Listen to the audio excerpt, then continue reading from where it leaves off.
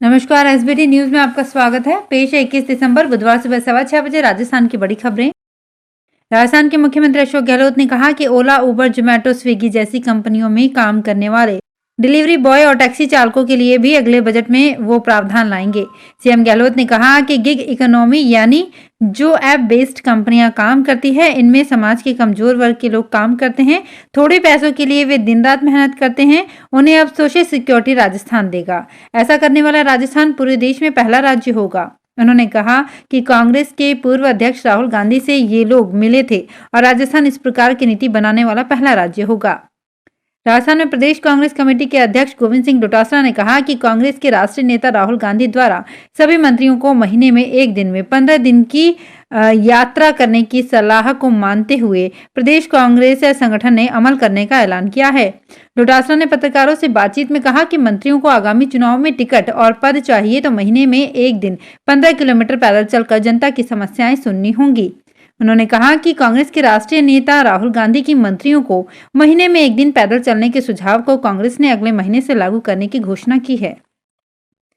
राजस्थान उच्च न्यायालय की ओर से 26 से 31 दिसंबर तक अधीनस्थ न्यायालयों में शीतकालीन अवकाश घोषित किया गया है।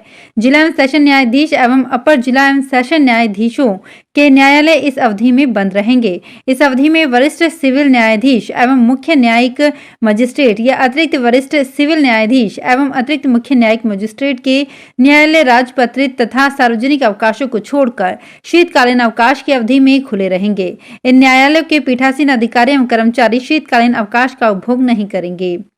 बारां में केंद्रीय जल शक्ति मंत्री गजेंद्र सिंह शेखावत ने कहा कि पूर्वी राजस्थान नहर परियोजना को अशोक गहलोत ने राजनीति कर इसे फुटबॉल बना डाला है। उन्होंने कहा कि ये बाजीगरी की राजनीति बंद होनी चाहिए ताकि ये सुनिश्चित किया जा सके कि परियोजना जल्द लागू हो। श्री शेखावत मंगलवार को राजकीय पीजी कॉलेज के छात्र संघ कार्यालय के उद्घाटन एवं शपथ ग्रहण समारोह के बाद मीडिया से बातचीत कर रहे थे। कांग्रेस के राष्ट्रीय महासचिव जयराम रमेश ने कहा कि आज बुधवार को जय जवान दिवस और भारत जोड़ो यात्रा इस दिन हरियाणा में प्रवेश करेगी और राहुल गांधी इस अवसर पर पूर्व सैनिकों के साथ रहेंगे और किसान संगठनों से बात करेंगे। जयराम रमेश ने पत्रकारों से बातचीत में कहा कि यात्रा 21 दिसंबर की सुबह हरियाणा में प्रवेश करेगी और 24 दिसंबर की रात को ये यात्रा दिल्ली पहुंच जाएगी और दिल्ली में 9 दिन विश्राम करेगी। पहले 5 दिन विश्राम करना था, लेकिन अब विश्राम का दिन बढ़ा दिया गया है। राजस्थान भाजपा प्रदेश अध्यक्ष डॉक्टर सतीश पूनिया इन दिनों जन आक्रोश यात्रा के जनसंपर्क अभियान के तहत जनसभाओं को संबोधित कर रहे हैं। इसी दौरान पूनिया नाव के माध्यम से सलुम्बर के गांव पहुंचे। पूनिया सलुम्बर की जयसमंद झील के टापू पर बसे गांव बाबा मगरा में नाव द्वारा पहुंचे, जहां के बाशिंदे अभी भी सामान्य सुख सुविधाओं से वंचित हैं। उन्होंने कहा कि मुझे सुखद अनुभव हुआ जब ग्रामीण जन ने बताया कि आजादी के बाद किसी पार्टी के प्रदेश अध्यक्ष का यहां पहली बार आगमन हुआ है। मैंने वहां पहुंचकर आमजन की समस्याएं सुनी और जिला प्रमुख तथा क्षेत्रीय विधायक से बात कर समाधान का प्रयास भी किया।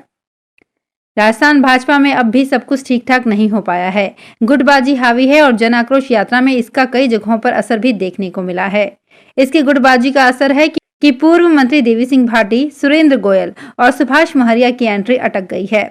दरअसल पिछले दिनों पूर्व मंत्री राजकुमार रेणवा की भाजपा में एंट्री हुई थी। तब माना जा रहा था कि इन तीनों नेताओं को भी एंट्री मिल जाएगी, लेकिन पार्टी में नेताओं की एंट्री के नाम पर बनी समिति से अप्रूवल नहीं मिलने की वजह से एंट्री नहीं हो पाई है। इस कमेटी में केंद्रीय मंत्री अर्जुन राम मेघवाल और विधायक वासुदेव देवनानी शामिल हैं। चूरू जिले के विश्वविख्यात ताल छापर अभ्यारण्य में अब आने वाले दिनों में पर्यटक शेर, चीता, भालू सहित विभिन्न दुर्लभ प्रजातियों के वन्य जीव नजदीक से देख सकेंगे।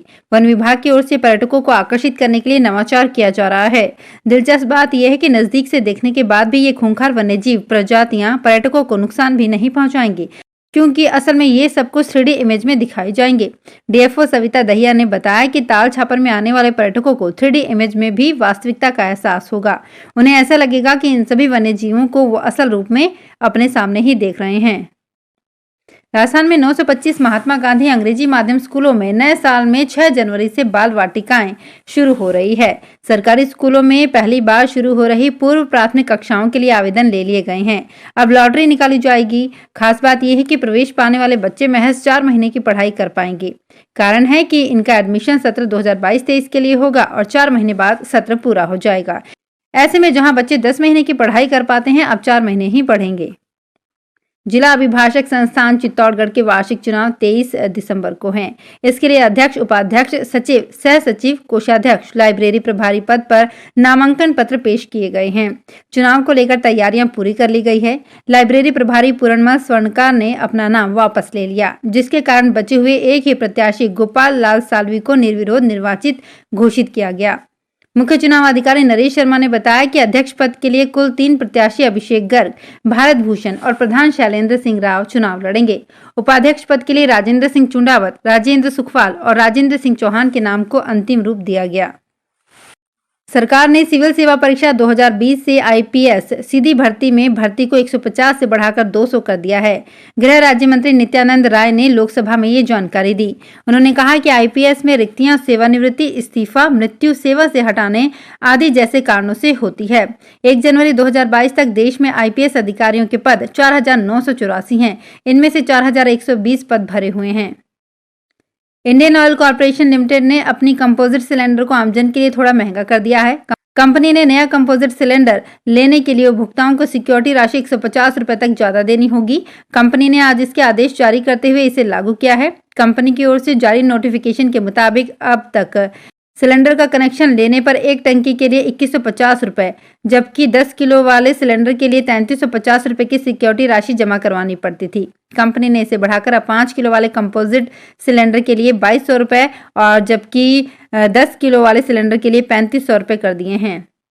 राजस्थान सिविल सेवा अपील अधिकरण की जयपुर पीठ ने मंगलवार को एक भू अभिलेख निरीक्षक गिरदावर का तबादला करने के आदेश पर रोक लगा दी है। साथ ही राजस्व सचिव, कलेक्टर सहित अन्य को नोटिस जारी कर जवाब तलब किया है। गिरदावर का 7 दिसंबर 2022 को उनियारा से निवाई तहसील में तबादला किया गया था। अधिकरण के सदस्य मातादीन शर्मा और MS काला की पीठ ने उनियारा तहसील में गिरदावर के पद पर कार्यरत हरिपाल वर्मा की अपील पर सुनवाई करते हुए ये आदेश दिए। जयपुर धुआं फेंकती और हांफती बसों से अगले साल लोगों को छुटकारा मिल सकता है। Jaipur city transport service limited ने अगले साल मई-जून से इलेक्ट्रिक बसें चलाने की तैयारी कर ली है। पहले फेज में जयपुर में कुल 100 बसें लीज पर लेकर चलाई जाएंगी और साल के अंत तक इसे 300 तक बढ़ाने का लक्ष्य रखा गया है। सहारा इंडिया ने अपनी जमा पूंजी जमा करवाने वाले जमाकर्ताओं की ओर से लगातार पैसे की डिमांड से परेशान होकर सहारा इंडिया के एजेंट ने टोंक कलेक्ट्रेट परिसर में प्रदर्शन किया और अपनी मांगों को लेकर राष्ट्रपति, प्रधानमंत्री के नाम SDM गिरधर को ज्ञापन सौंपा। इसमें जिले के हजारों एजेंट का करीब 700 से 750 रुपए का बकाया भुगतान दिलवाने की मांग की। एजेंट ने आरोप लगाया कि पिछले 8 सालों से सहारा इंडिया की ओर से बकाया भुगतान नहीं दिया जा रहा है, जिससे एजेंट को काफी आर्थिक परेशानी का सामना करना पड़ रहा है। तो फिलहाल इस बुलेटिन में इतना ही। फिर हाजिर होंगे कुछ और बड़ी खबरों के साथ। अगर आप भी अपने आसपास की छोटी बड़ी और महत्वपूर्ण खबरों से अपडेट रहना चाहते हैं तो सब्सक्राइब कीजिए हमारे चैनल SPT न्यूज को और प्रेस कीजिए बेल आइकन पर।